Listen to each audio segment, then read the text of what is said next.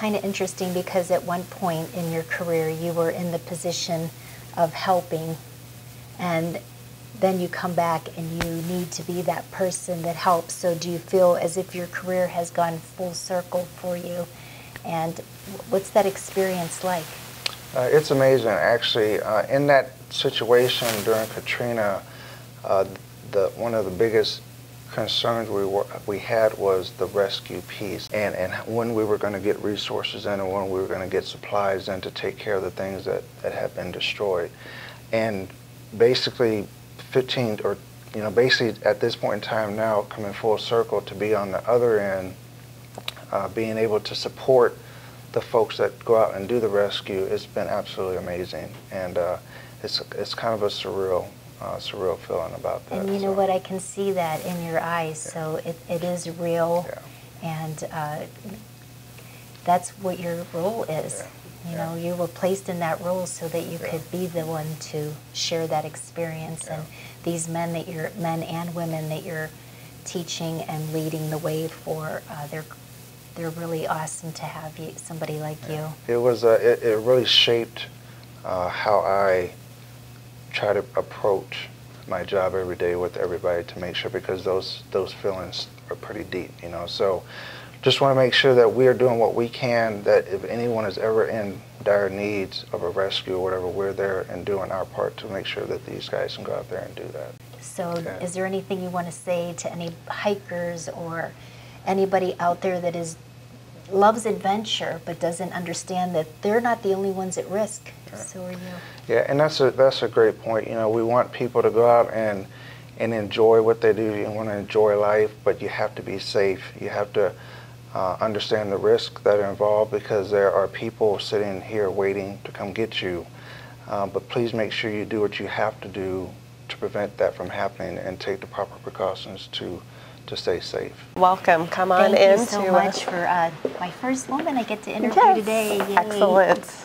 So, and what does this woman do exactly? So I am the superintendent for the 943rd OSF Operation Support Flight Aircrew Flight Equipment Section. In the Aircrew Flight Equipment Section, we are responsible for maintaining the safety equipment for all the aircrew on the helicopter. So basically what we're seeing right here is some of the things that have to be checked, and it's checked before every flight, yes, correct? Before and after every flight. Before and after. And what are some of the things that you're looking for? So what we primarily look for before and after is just the operation. Are the batteries good? Will it turn on and function like it's supposed to? We'll do comm checks on the helmet to make sure that their microphone works, that their earphones work so they can hear when they're plugged into the aircraft. Their vest, make sure that all of the components are installed correctly, and that all their harnesses, everything is closed and secured. So you check it, and then when the person that has to wear the equipment, do they check it also? Yes. I would think so. They have their own responsibility to pre-flight their gear, make sure that everything is fit and comfortable for themselves, that it is operating the way that it's supposed to for them, and then if there's anything that they need assistance with, then they come and notify us as well. And there's probably a lot more to your job than just yes, this is just an outer glimpse of what we do. We have multiple pieces of equipment. We also have rafts that we work on. We're also responsible for teaching continuation training for them, for their equipment, for our chem gear that we have, also the water and combat survival classes that we do. So we have a multitude. There are no lack of jobs in rescue. I'm understanding that. Yes. I mean, there's so much involved.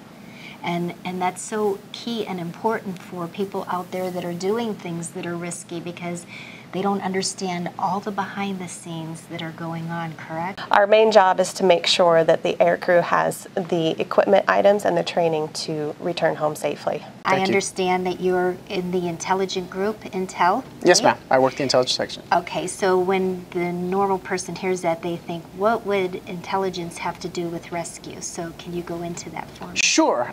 Everybody's familiar with the Hollywood version of intelligence, which is spies and super secret devices and equipment and everything. But by and large, intelligence is really knowledge. That's what we provide to not only the tactical commanders, but decision makers as well. So when they ask for intelligence, what they're really asking for is knowledge and information. And so it is our responsibility as intelligence analysts to research, understand, and provide accurate and detailed information for those commanders and those decision makers. So it's not necessarily being the spy out in the street. You're more or less the Google for the military. So when they want to learn something, they just ask us, hey, can you provide me that knowledge? And we in turn, as responsible analysts, will research that information of a particular region, maybe a weapon system, insurgent groups, that kind of stuff, and we can give that information to those decision makers and those commanders so that they can make the right decisions at their levels. You know, it feels to me like that's a positive side of intelligence. Absolutely. So this right here in the background, this is the map for Tucson, Phoenix, correct? Yes, ma'am. So I'm looking at that, gives me a headache. Sure. But when you're looking at it, what's going on for the intelligence aspect of it? Sure, and a lot of times maps are reference materials, and so today's age with a lot of software programs and computers, having an old school quote-unquote map is really good and useful because it's a tangible product that a lot of people can look at.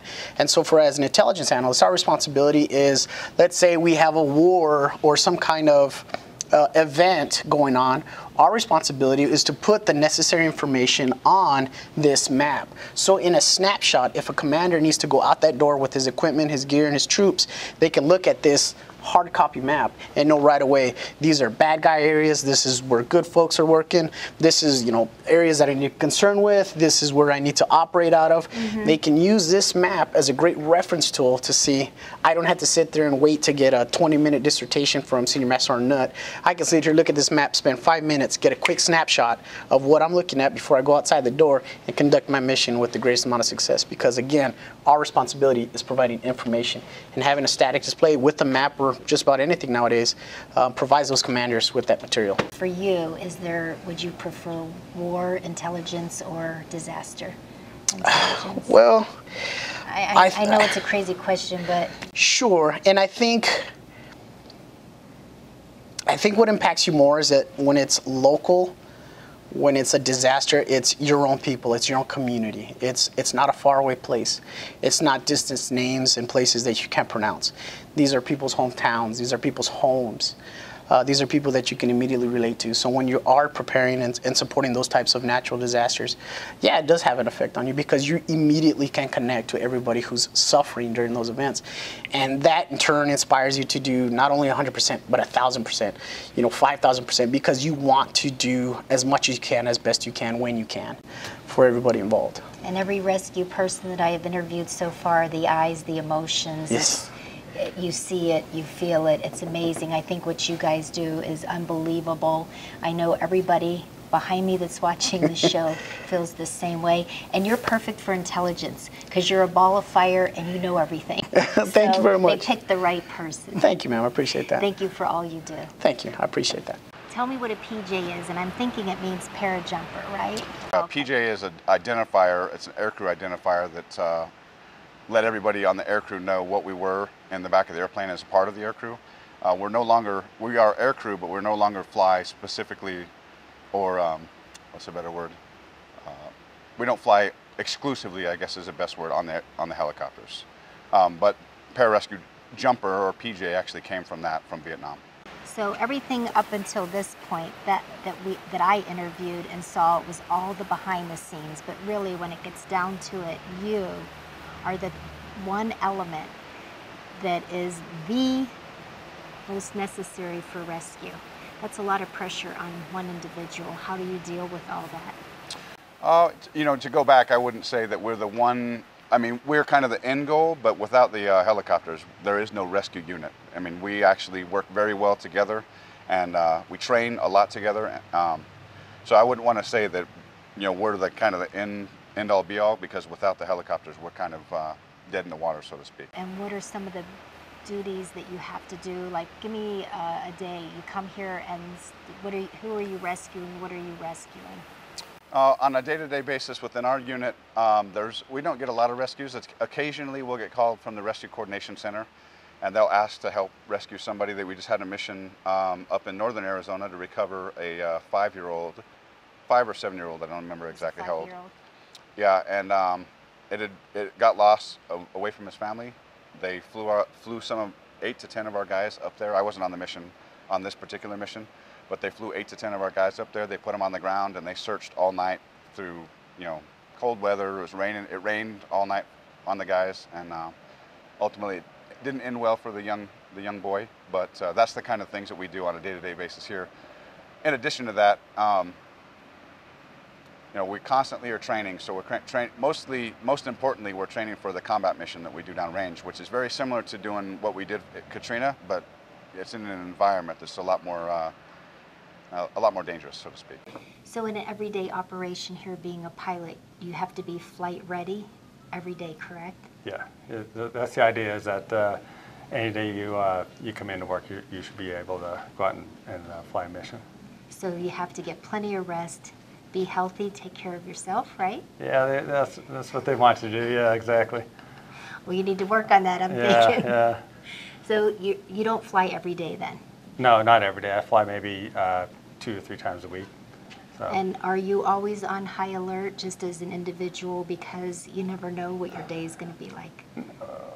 Well, I wouldn't say I'm on high alert, but I mean it's not common to go, hey, go get in an aircraft and go pull somebody off of whatever mountain or whatever. But I mean, it has happened. So it's you walk into work, you never really know what's going to happen. So.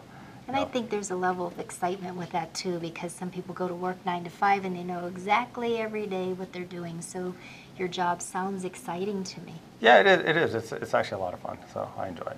Good. And this thing here, these green feet, I saw them walking in.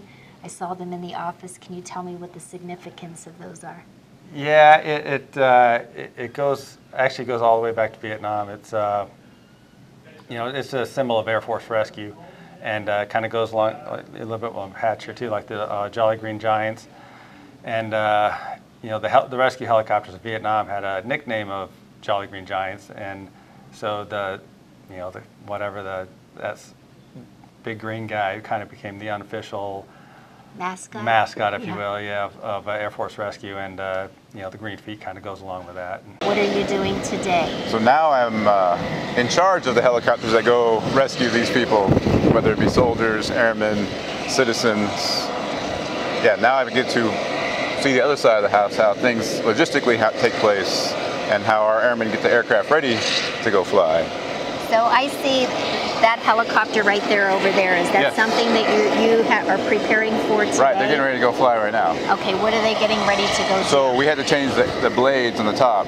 So now they're going to go out and check the balance and make sure everything's correct before we can sign it off and let it So this is every day, like it doesn't matter. Every day. You just have to be ready. The equipment has to be ready. People have to be ready. Right. And so every day you're on alert. What does that Every day, yes, we're on alert, but we're also reservists. A lot of us we're traditional reservists, meaning we have a civilian job on the outside. So we come in, take some time off, come in, put a uniform on, and do our duties. And you have a life outside of. Yes. Yeah, and that was something that I did want to stress, because there are some full-time, what's the term that I'm looking for? Technicians. Right. Well, I mean, in all phases, there's full-time, but most of you are reserves. But Hurricane Katrina was not just active duty, it was also reserves. I think the Alaska Guard, New York was there, active duty was there, and then Patrick and DM Reserve were also there. So it was a conglomerate of helicopters there, plus the Coast Guard, the Navy. I mean, there was a lot, but it was nice to see the Air Force come into play. Yeah. I admire you, because I'm telling you, you have to be on alert in order to do this job. This isn't your full-time job. No. What do you do for the downtime? I mean, how do you come down from, you have to be up here. Right. How do you come down and go back to your family and do what you got to do? I think decompression is a big deal nowadays, especially with everything going on, and you have to find that balance. And for me, it's martial arts. So. Oh, you can tell you're in great shape. You keep doing the martial arts, and thank you for your service. Thank you. Next time you go hiking and you get stuck on the side of a mountain, now you know who's coming to get you. This is Kimberly reminding you that what we're doing is not just a show, it truly is a movement, and we'll see you next time. This is so exciting. No, cut. Look at Kimber, ignore me. Yes, sir. That's so easy to do. Yes, absolutely. He is a man. No.